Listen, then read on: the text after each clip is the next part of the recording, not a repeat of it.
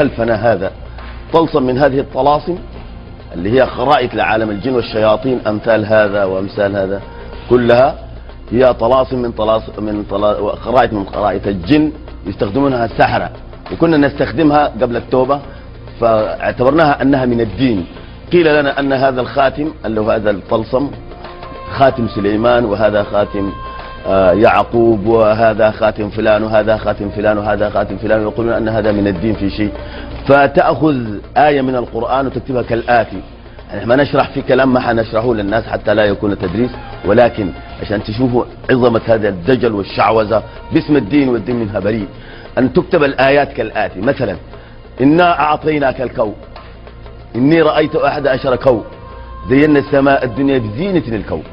تكتب هذه الآيات بهذه الطريقة، ويضاف عليها طلسم من هذه الطلاسم أو غيره، ثم تكتب هذه الطلاسم بمداد نجسة، دم الحيض، ماء الرجال، أو بعض الأشياء الخبيثة جدا. وهذه الآيات تكتب بهذه الطريقة وتلف بهذه الطريقة بالجلد، وهذا الجلد كذلك يكون الجلد بتاع حيوان نجس، فيعمل حجاب مثل هذا أو مثل هذا، فيعلق على الإنسان فيخدموه الشياطين.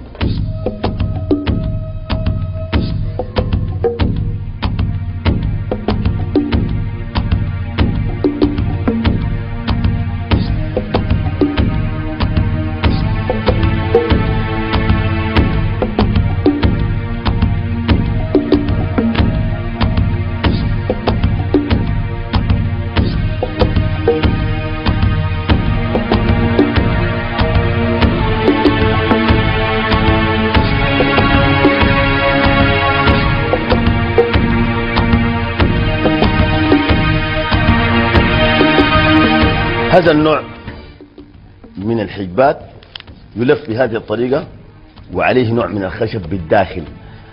لو فتحت هذا الحجاب بتلقاه كله مكتوب آيات من القرآن وأسماء من أسماء الله الحسنى، وتلف بهذه الطريقة. هذا المداد التي كتب به هذه الآيات هي مداد نجسة، كلها نجسة، هي من دم الحيض وغيره وغيره وغيره. بحجاب آخر يقولون أنه حجاب فيه خاتم النبي محمد صلى الله عليه وسلم، هذا يقولون أنه ده خاتم النبي صلى الله عليه وسلم وهو يحجب. ويقولون أن من لبسه يشفى من 49 مرض، ثم يحجب من كل شيء حتى الموت. هذا النوع من الدجل مبالغ فيه. هذا الخاتم يمثله هذا الخاتم اللي هو 3 في 3 مربع، 3 في 3 مربع، فيه أرقام من الداخل إذا جمعتها أفقيا بتديك العدد 15، وإذا جمعتها عموديا بتديك العدد 15 في كل 3 مربعات، وإذا جمعتها بأي زاوية بتديك العدد 15. فهي شفرة من شفرات الشياطين، أو شفرة من شفرات إناث الجن والشياطين، إناث الجن والشياطين. فالناس بتلبس هذه الخواتيم كثيرة في الفضة وفي الذهب وما جاب لها خبر، وإنها من أعمال الشياطين ما أنزل الله به من سلطان، بل هم ينسبون الأشياء هذا للدين والدين منها بريء إن شاء الله.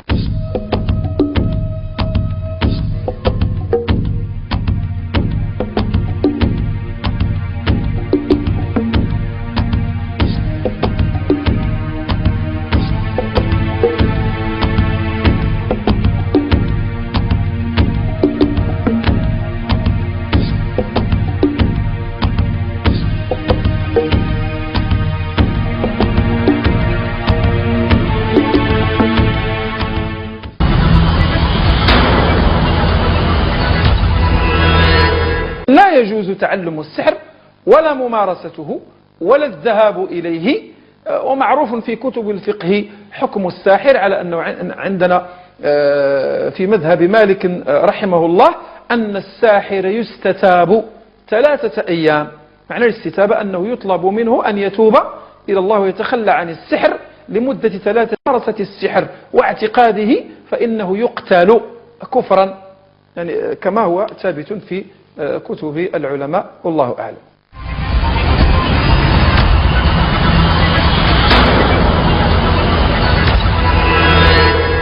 أهلا بكم من جديد أيها الإخوة.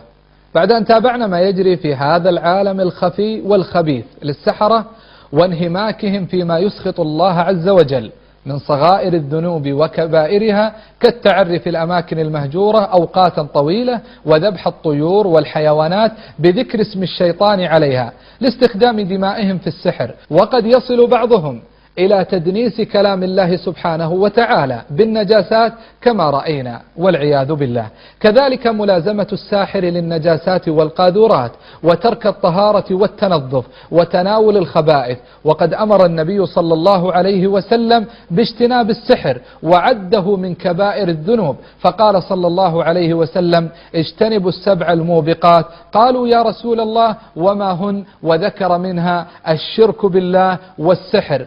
فالواجب على كل مسلم ومسلمة أن لا يأتي هؤلاء السحرة وأن لا يصدقهم كي لا تصيبه شرورهم ولا يسخط ربه عز وجل. اللهم أعذنا منهم واكفنا شرهم يا ذا الجلال والإكرام، إنك على كل شيء قدير. إلى لقاء قادم إن شاء الله. السلام عليكم ورحمة الله وبركاته.